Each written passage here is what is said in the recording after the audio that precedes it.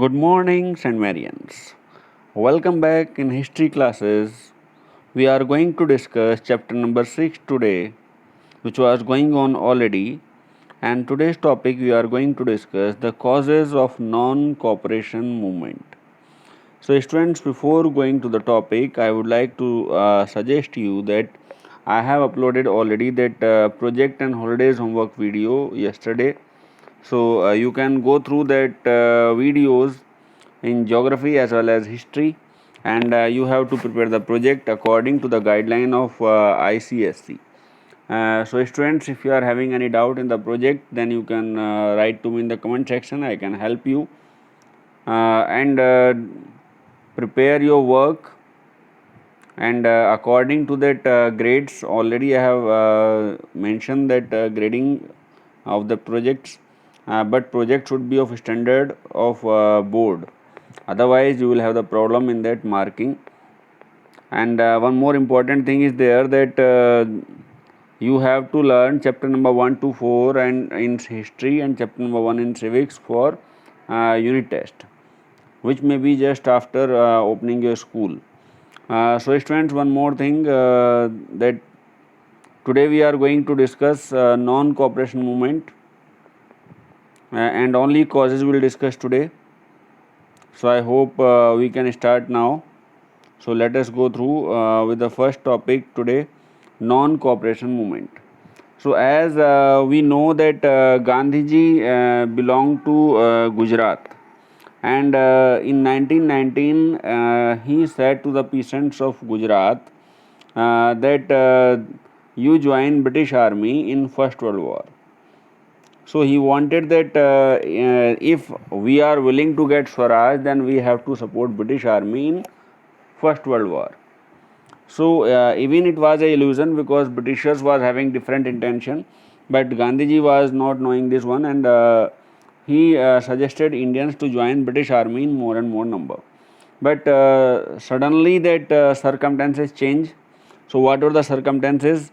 Khilafat wrong. So what was Khilafat wrong?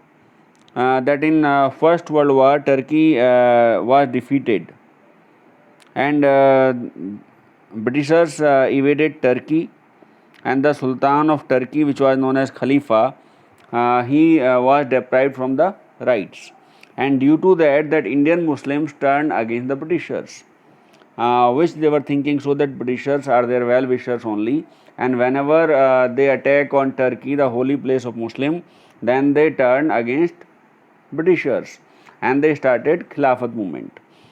So not only Khilafat movement, two more important reasons were there for this non-cooperation movement. One was Jallianwala Bagh, and second was Rowlatt Act. So we'll discuss all these points one by one. If I'll discuss all the things here, then what are the importance of other topics? So these three main reasons were there which changed the mind of Gandhiji, and he turned from a cooperator to a non-cooperator. So Gandhiji, who was thinking so before that we have to cooperate Britishers, in 1919, after these three events, his mind was changed. So what was the statement of Gandhiji afterwards? Gandhiji said that non-cooperation with the evil is as much a duty as cooperation with the good. So before these three events, Britishers were good, and after these three events, when circumstances changed, Gandhiji turned as the non-cooperator with the Britishers, and he started non-cooperation movement. And causes for this one were three, as I have discussed: Rowlatt Act, Jallianwala Bagh, and Khilafat wrong. So let us start the Jallianwala Bagh and Rowlatt Act and Khilafat movement. What kind of circumstances created by these three events? So let's go first about Rowlatt Act. That causes that led the non-cooperation movement. So first one was Rowlatt Act. So on receiving the report from sedition committee headed by Justice Rowlatt, two bills were introduced in the Central Assembly in February 19. The purpose of the bills was to curb that growing unsurge in the country. In spite of opposition from Indian, the Rowlatt Act was passed in March. So, Rowlatt Act was authorized by the government to imprison any person without trial and convict him in the court. So in Hindi we can say there is no appeal, no vakil, no dalil for the Indians according to Rowlatt Act. And this act was considered as the black law or the Kala Kanun by the Indians. So let us go through that what were that provisions of this Rowlatt Act. So first one was there that arrest a person without warrant, means on behalf of the doubt any person can be arrested and he may not get the bail. And one more thing is there in camera trial, means before the trial no one was authorized to know that whatever the crime and why he was arrested. And next one, that restrictions on movement of individuals, means they can restrict any individual or individuals cannot move without any purpose, legal purpose should be there. And suspension of the right of habeas corpus, you know well what is habeas corpus, means no police persons or no law can hold the body more than 24 hours. That person should be there in front of that court, and court will decide that either the person is guilty or not, and that there will be case or not. So these four things were suspended. So that's why I said in India they have declared that no appeal, no vakil and no dalil. And many leaders who were there opposing this one, they started satyagrah against this Rowlatt Act. So the Rowlatt Act emerged as the first all India struggle against the British government in April 1919 after that Jallianwala Bagh tragedy or massacre. So we'll discuss the next event, that is Jallianwala Bagh massacre. So who are that main persons who were opposing this one? Dr. Satyabal, Dr. Saifuddin Khichlu. They were protesting against this Rowlatt Act in Jallianwala Bagh. So we'll discuss. It was another cause. I'll discuss that in detail. So I think so. Rowlatt Act is clear. Why that Indians were opposing that one? Because there was no appeal, no vakil, no dalil in your language, or in British language, or in English we can say arresting a person without any warrant, camera trial, and restriction of movement of individual, and suspension of habeas corpus. Means police can keep that any person in the custody for as much as they think so it is appropriate. So there is no confirmation of that victim on that on which behalf it was arrested. Without that one, they can keep any person in the trial or in prison whatever the days they want. So I think it is clear. Now we are moving towards next one, that is Jallianwala Bagh tragedy. So on April 13, on the day of Baisakhi, there was a mela in Jallianwala Bagh, and in that mela or in that function, the leaders like Dr. Saifuddin Khichlu, Dr. Satyapal, they were there, and they were addressing the people, and people were listening them. And then what happened? Suddenly the General Dyer entered with the military, and then he surrounded the Bagh or the garden or Jallianwala Bagh with the soldiers, and after closing that exit of the troops with his troops, he ordered them to shoot at the crowd, and the troops kept on firing till that ammunition was exhausted. So 1000 innocent demonstrators were killed, and many more wounded. So this event or this incident shook that nation, and whole country was demanding that action against Jallianwala Bagh wrong. So we can say so that this Rabindranath Tagore expressed the pain and anger of the country by renouncing that his knighthood, or means we can say the title or the honor of knighthood was being given to Rabindranath Tagore, and he denied that I am not going to take this one by the British crown, because British crown has killed many innocent or more than 1,000 innocent Indians, so I cannot take that honor from British government. And he was not willing to receive that prize.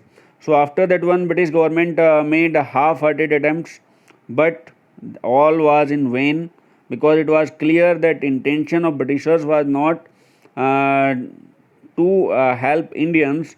Only they were willing to become a political power, and they were against the Indians. They also refused the annul the Rowlatt Act, and this was very clear that atrocities in Punjab were going to more and more, and that's why that Punjab people, not only Punjab, most of the Indians were against that Britishers on that call of non-cooperation movement. So we are going to discuss now the next and third one. Before that, we can go through this gate. If you have ever gone to Amritsar, you can see this gate of Jallianwala Bagh.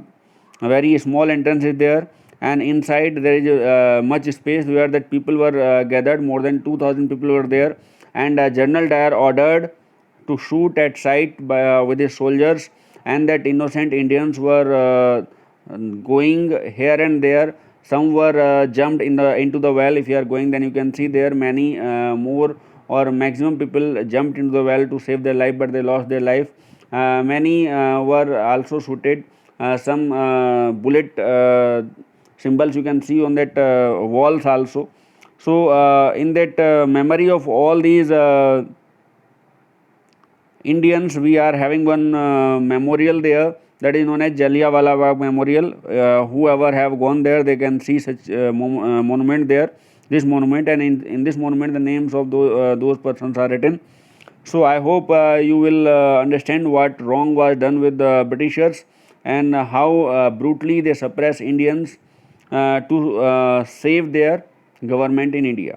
So now I am going to discuss next one, Khilafat wrong or Khilafat movement.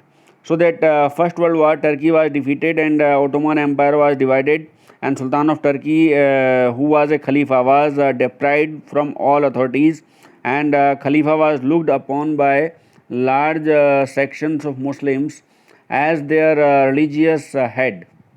So what happened? That Muslims of all over the world turned against the Britishers, and they felt that whatever the trust was there with them on Britishers, that has been broken out. And in India also, that Muslims turned against the Britishers, and they started Khilafat movement, which was led by Muhammad Ali and Shaukat Ali. So let us go through that. What were that causes for that Khilafat wrong or Khilafat movement? So 3 points program was there. First one, the Ottoman Khalifa should retain his empire, means that Britishers should give that empire back. And second one, that Khalifa must be left with sufficient territory to enable him to defend Islamic faith, means his part should be given back to him according to Islamic faith, whatever the territory, that should given back to Khalifa. And third one, that Arab lands on Arabia, Syria, Iraq or Palestine must remain under the Muslim rule. So these were the three demands of Muslims, and Khilafat Day was observed on October 17, 1919 in all India scale, means India, all the Muslims went against the Britishers. And who lead that one? These were the persons, Muhammad Ali and Shaukat Ali. So all over India, they started the powerful agitation known as Khilafat movement, and it is led by Ali brothers, who were that leaders. So Gandhiji saw that it is an opportunity for Hindus and Muslims, and they can come together, and that's why after that imprisonment of these two brothers, Ali brothers, Gandhiji turned that Khilafat movement into non-cooperation movement in 1920. August 31st, 1920, he declared Khilafat non-cooperation movement, in which Hindus and Muslims both he got support, and it became an aggressive movement in India. So one more thing I would like to say here, that if okay, that Hindu Muslim unity he was working, and Mahatma Gandhi was elected as the president of All India Khilafat Conference in November 1919, and he advised the Khilafat committee that join the non-cooperation movement and will together fight with Britishers. And in 1920, Khilafat movement and Congress non-cooperation movement merged together, and they both turned into the non-cooperation movement. So in 1921, Khilafat committee appealed to the Muslims not to join the police and armed forces and not to pay taxes, and this emerged the government. This was against the government, and Ali brothers was arrested. And after arresting of these two brothers, what happens? What happened there? That Gandhiji lead the non-cooperation movement. So rest of the thing we will discuss. These are that photos of Ali brother, Muhammad Ali and Shaukat Ali. First one is Muhammad Ali, second one is Shaukat Ali. So rest of the topic we will discuss in the next video.